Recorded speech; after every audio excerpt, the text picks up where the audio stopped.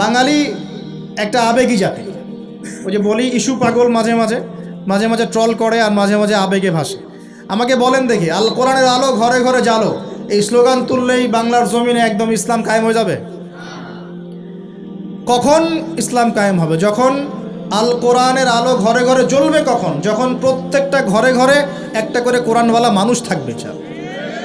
প্রত্যেক ঘরে ঘরে কি একটা করে হাফেজ আছে? তৈরি করার চ্যালেঞ্জ গ্রহণ করতে হবে। বাংলার প্রতি ঘরে ঘরে একটা করে হাফেজ তৈরি হবে ইনশাআল্লাহ। এটা করলে কি আপনাকে সরকার বাধা দিবে? আপনার নিয়াত করে যদি আপনি সন্তানকে হাফেজ বানান, কেউ বাধা দিবে? কেউ চাপ দিবে? আমরা তো চতুর মুসলিম। কেমন চতুর মুসলিম? আমরা আমাদের সন্তানদের মধ্যে যারা বেশি ট্যালেন্টেড ওদেরকে দিব আগে জেনারেল লাইনে, আর যার একটু মাথা কম তাকে আমরা পাঠায় দিই মাদ্রাসায়, পাঠায় দিয়ে যে আবাসিকে রেখে দিই, থাকতো এখানে, ওকে এখানে পিটাই সোজা করবে। আপনাদের কি মনে হয় যে কোরআন সুন্নাহর জ্ঞানটা অর্জন করার জন্য মাথায় ঘিলুর দরকার নাই? এমনটা মনে হয়? কোরআন এবং সুন্নাহর জ্ঞান অর্জন করতে সবচেয়ে বেশি প্রজ্ঞা লাগে, সবচেয়ে বেশি মাথা কাটাতে হয়, সবচেয়ে ট্যালেন্টেড ছেলেটাকে দেওয়া লাগতো কোরআন। আমরা উল্টা চলি। এই কারণে দেখা যায় যে কোরআন সুন্নাহ হাতে নিয়েও আমরা এখন ওয়ার্ল্ড অ্যাফেয়ার্সকে ডিল করতে পারছি না, আমরা ওয়ার্ল্ডকে চ্যালেঞ্জ করতে পারছি না। কেন? আল্লাহ রাব্বুল আলামিন আমাদের সবাইকে কোরআন শেখার তৌফিক দান করুন। আল কোরআনের আলো ঘরে ঘরে জ্বলবে তখনই যখন ইনশাআল্লাহ তাআলা আপনাদের প্রত্যেকের ঘরে একটা করে কোরআনওয়ালা মানুষ তৈরি হবে ইনশাআল্লাহ। পারা যাবে তো ইনশাআল্লাহ? নাকি কোরআন সুন্নাহ খালি আলেম ওলামাদের চর্চা করেই হবে? আপনাদের পড়ারও দরকার নাই, জানারও দরকার নাই, বোঝারও দরকার নাই। কোনটা? ব্যাপারটা কেমন? কোরআনকে শুধু আল্লাহ পাক আলেমদের জন্য পাঠিয়েছেন, নাকি শুধু মুসলিমদের জন্য পাঠিয়েছেন, না পুরো মানব জাতির জন্য? পুরো মানব জাতির জন্য আল্লাহ কোরআন পাঠিয়েছেন। ওয়াদা করা যাবে ইনশাআল্লাহ? যুব সমাজ ইনশাআল্লাহ আমরা কোরআন তেলাওয়াত তো শিখবই, অর্থ বুঝবো ইনশাআল্লাহ। রাজি আছি ইনশাআল্লাহ? এই রমজান মাসে আল কোরআন এক খতম দিবেন ইনশাআল্লাহ। প্রত্যেক দিন এক পারা করে তেলাওয়াত করার চেষ্টা করবেন, আল্লাহ তৌফিক দান করুন বলিয়া। আর যারা আমরা তেলাওয়াত করতে পারি আমরা চেষ্টা করব আলিফ লাম মিম থেকে একদম মিনাল জিন্নাতি ওয়ান নাস পর্যন্ত অর্থসহ পড়ার জন্য। পারবো তো ইনশাআল্লাহ? আল্লাহ তৌফিক দান করুন বলি আমিন। যেটা বলছিলাম, আইয়ামে জাহিলিয়াতে এই প্রবলেমসগুলো ছিল, আপনাকে আমি আস্তে আস্তে এখন মেরাজের দিকে নিয়ে যাচ্ছি। আইয়ামে জাহিলিয়াতের প্রবলেমস কি বললাম? 1 নাম্বার কি ছিল ভাই? শিরকের পাপ। 2 নাম্বার বলেন আমার সাথে, রিবা মানে সুদ। 3 নাম্বার মাদক, যেটা আমাদের সমাজে আছে কি নাই? 4 নাম্বার হচ্ছে মেয়েদের অবমাননা। মেয়ে নারী জাতিকে সেখানে খুব একটা মূল্যায়ন করা হতো না। আপনাদের কি মনে হয় এখন খুব মূল্যায়ন করা হয়? এখন খুব মূল্যায়ন করা হয় না? এখন মূল্যায়ন করা হয় ঠিকই, কিন্তু তাদের দেহটাকে কিসে মূল্যায়ন করা হয়? এই দেহটাকেই মূল্যায়ন করা হয়, তাদের ডিগনিটি, তাদের সম্মানকে মূল্যায়ন করা হচ্ছে না। আমরা কত বড় ভণ্ড দেখবেন। নারী অধিকারের কথা বলি, কিন্তু পতিতালয়গুলোকে বন্ধ করি নাই। আমরা যদি সত্যি তাদেরকে ভালোবেসে থাকি, তারা যদি আমাদের সমাজের অংশ হয়, আমাদেরই কারো মা, কারো বোন, কারো আত্মীয় হয়ে থাকে, তাহলে আমরা কি আমাদের অর্থ দিয়ে তাদেরকে কর্মসংস্থানের ব্যবস্থা করে দিতে পারতাম না? কয়জন এই কাজটা করেছে? কয়জন এই কাজটা করেছে বা করার হিম্মত দেখাচ্ছে? ওদেরকে রেখেও দিবে, তাদেরকে ভোগও করবে, করে আবার ওদের অধিকারের আন্দোলনও করবে। কত বড় ভণ্ড জাতি চিন্তা করবে। আমরা একটু নিয়াত করতে পারি তো যে আমরা আমাদের অর্থ সম্পদ থেকে আমরা প্রয়োজনে আমাদের পলিটিক্যাল পাওয়ার কাজে লাগিয়ে, আমাদের এখানে যারা অনেস্ট মেম্বার, চেয়ারম্যান, এমপি সাহেব থাকবেন, তাদের পলিটিক্যাল পাওয়ারটাকে কাজে লাগিয়ে আমরা আমাদের এলাকাগুলোর মধ্যে সমস্ত অনৈতিক কাজগুলো বন্ধ করে দেব।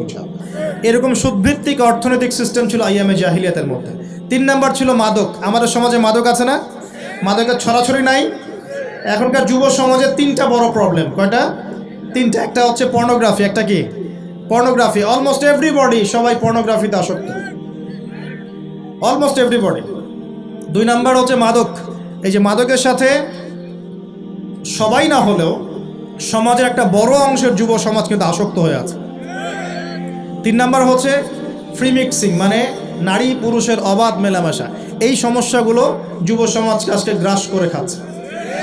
এরপরে আরও কিছু প্রবলেম আছে, যেমন বেকারত্ব, হতাশা, জীবনের উদ্দেশ্য থেকে বিচ্যুত হয়ে যাওয়া, পারিবারিক চাপ, মিউজিক, তারপরে বন্ধুদের, খারাপ বন্ধুদের পাল্লায় পড়া, সঙ্গদোষ, কিশোর গ্যাং, এরকম কিছু প্রবলেমস আছে। তবে যুবকদের সমস্ত প্রবলেমস সলভ করার জন্য আপনারা অনেক ট্র্যাক দেখাতে পারেন। আমি আমার জায়গা থেকে মাত্র 2টা সলিউশন দেব। কয়টা ভাই? এই 2টার উপর আমল করেন, 40 দিন আমল করবেন। কয়দিন? প্রেসক্রিপশন করছি মাত্র 40 দিন। যদি 40 দিন আমল করার পরে যুব সমাজ এখান থেকে বের না হতে পারে, তারপরে আমার সাথে যোগাযোগ করেন, আমার কথা বলেন যে ভাই আপনার কথা কাজ হয় নাই, এটা বলে দেখে না। লক্ষ লক্ষ যুবকের জীবন এভাবে চেঞ্জ হয়েছে, লক্ষ লক্ষ, একটা দুটা না। ইনশাল্লাহ আপনারটাও হবে ইনশাল্লাহ। লক্ষ লক্ষ যুবকের জীবন পরিবর্তন হয়েছে এবং এমন এমন জায়গায় গিয়ে এই কথাগুলো পড়ছে, আমিও জানি না কোথায় গিয়ে কথাগুলো পড়ছে। যেমন আজকে যে এয়ারে আসছিলাম, বাংলাদেশের একটা বড় কোম্পানির একজন এমডি আমারই হয়তো পাশে বসেছিল, আমি চিনতে পারি নাই, সে আমাকে চিনেছে। নামার সময় আমাকে বলছে যে আপনি আমার কার্ডটা রাখেন, কোনো একদিন হয়তো আমি আপনার কাজে আসতে পারি। তা আমি তার কার্ডটা রেখে দিয়েছি। তিনি বলছেন যে আপনার লেকচার শুনে আমি 3টা কাজ করেছি। 1, হজ ফরজ হয়েছিল আমার উপরে, হজ করেছি। 2, আমি বড় একটা সুদী কোম্পানির মধ্যে ছিলাম, আমি সুদের সমস্ত সম্পদ দান করে দিয়েছি। সুদ তো ছেড়ে দিয়েছি, সুদের সমস্ত সম্পদও দান করে দিয়েছি। আর 3 নাম্বার, নামাজে গাফেল ছিলাম, নামাজ ধরেছি। তো আমি কিন্তু তাকে চিনিও না এবং তিনি কত বড় কোন কোম্পানির এমডি তাও জানি না। এরকম নিঃসন্দেহে এই কথাগুলো লক্ষ লক্ষ কোটি কোটি মানুষের কলিজার মধ্যে আসার করবে ইনশাআল্লাহ তাআলা। আমি জাস্ট 2টা সলিউশন বলবো, অনেক বেশি কথা বলবো না। প্রিয় যুবক ভাই, আপনার সলিউশন এই বেকারত্ব, মাদক, মেয়ের প্রতি আসক্তি, হ্যাঁ, হতাশা, চাকরি না পাওয়া, এই যে ব্যাপারগুলো, পারিবারিক চাপ, হ্যাঁ, তারপরে আপনি মাঝে মাঝে হয়তো একটু এগ্রেসিভলি একটু গুন্ডাগার্দি করছেন, নাউজুবিল্লাহ, এই যে প্রবলেমসগুলো, এগুলো সলভ আপনাকে 2টো জিনিস করবে। 1, আপনি জাস্ট 5টা ওয়াক্ত নামাজ জামাতে পড়ার চেষ্টা করেন। একটা 5 ওয়াক্ত মানে 5 ওয়াক্তই, মানে আপনাকে ফজরে উঠতে হবে, এশার নামাজও পড়তে হবে। ফজরে উঠতে হলে যদি আপনাকে সারা রাত জেগে থাকতে হয় তাহলে জেগে থাকবেন, যদি আর্লি ঘুমাতে হয় তাহলে আর্লি ঘুমাবেন। 2টা সলিউশন। মানে এখন তো অনেকেই রাত চলে যায় 3টা, 3:30, 4টা পর্যন্ত জেগে থাকে, কারণ এখন তো দিন রাত হয়ে গেছে, রাত দিন হয়ে গেছে, তাই না? এটা ক্ষেত্র বিশেষে জায়েজ হতে পারে, কিন্তু সবসময় এটা করা যাবে না। যেমন রমজান মাস, দেখা যায় রাতের বেলা অনেকেই ইবাদত করে না, একবারে ফজরের নামাজ পড়ে হয়তো জিকির আজকার তেলাওয়াত করে মানুষ ঘুমায়, এটা আলাদা বিষয়, কিন্তু সারা জীবন তো এই কাজটা করা যাবে না, যাবে?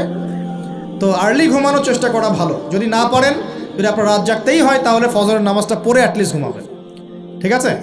1 নাম্বার, 5 ওয়াক্ত নামাজ জামাতে। যদি জামাত না পান বাসায়, যদি জামাত না পান তাহলে পরবর্তীতে কাউকে নিয়ে জামাত করে নেবেন। একবারই পান নাই, ঘুমিয়েছিলেন, কোনো সফরও ছিলেন বা ইত্যাদি, আপনি একা হলেও পড়ে নেবেন। 5 ওয়াক্ত নামাজ ছাড়বেন না, ওয়াদা করেন আজকে 5 ওয়াক্ত নামাজ কেউ ছাড়বেন না, ওয়াদা করেন। আল্লাহ পাক কবুল করুন, বলি আমিন। এই নামাজ, ইন্না সালাতা তানহা আনিল ফাহশাই ওয়াল মুনকার, আল্লাহ পাক নিজে বলেছেন এই নামাজ সমস্ত পাপের কাছ থেকে তোমাকে দূরে রাখবে ইনশাআল্লাহ, ইনশাআল্লাহ। আর একটা কথা মনে রাখবেন, যে এই নবীর শান শওকত নিয়ে আমরা আলোচনা করেছি এবং করতে যাচ্ছি। রাসূলুল্লাহ সাল্লাল্লাহু আলাইহি ওয়াসাল্লাম মুমূর্ষ অবস্থায়, একদম মুমূর্ষ অবস্থায় উম্মতের জন্য যে নসিহতগুলো করেছেন, তার মধ্যে একটা হচ্ছে আসসালাত ওয়া মা মালাকাত আইমানুকুম, নামাজের ব্যাপারে যত্নবান হয়েও এবং তোমাদের অধীনস্থদের ব্যাপারে যত্নবান হয়েও। এই 2টা কথা। শেষ ওয়ার্ড মানুষ কি বলতে পারে? আপনার বাবা যখন ইন্তেকাল করেছেন, হয়তো শেষ কথা বলেছেন তোর মাকে দেখিস, ঠিক আছে, তোর বোনদেরকে দেখিস, বাবা আমার এই বিষয়গুলো আমি ছেড়ে গেলাম, তুই দেখিস। আচ্ছা, আছে না এমন? মা অনেকে চলে গেছে, মা শেষে বলেছে বাবা ছোট বোনটাকে দেখিস। আপনি লাস্ট কথাকে কত বেশি গুরুত্ব দিয়েছেন? যাদের পিতামাতা চলে গেছে এবং শেষ সময় তারা কাছে থাকার সৌভাগ্য ছিল, তারা কিন্তু বুঝতে পারে শেষ কথার কত গুরুত্ব আছে কি নাই, গুরুত্ব আছে কি নাই। শেষ কথা মানুষ সবচেয়ে কঠিনভাবে মনে রাখে কি না? নবী সাল্লাল্লাহু আলাইহি ওয়াসাল্লাম আমাদের সবার নেতা, আমাদের নবী, আমাদের আদর্শ, আমাদের সবচেয়ে উসওয়াতুল হাসানা, যাকে আল্লাহ পাক এই পুরো রাহমাতুল লিল আলামিন হিসেবে সৃষ্টি করেছেন। উম্মতের সমস্ত কবিরা গুনাহগার মানুষের জন্য সুপারিশ করে আল্লাহর হুকুমে তাদেরকে জান্নাতে নিয়ে যাবেন ইনশাআল্লাহ। সবাই যখন নিজেকে নিয়ে ব্যস্ত থাকবে, তিনি তখন উম্মতকে নিয়ে ব্যস্ত থাকবেন ইনশাআল্লাহ। একটা হাদিসে তিনি উম্মতকে ভাইও বলে সম্বোধন করেছেন।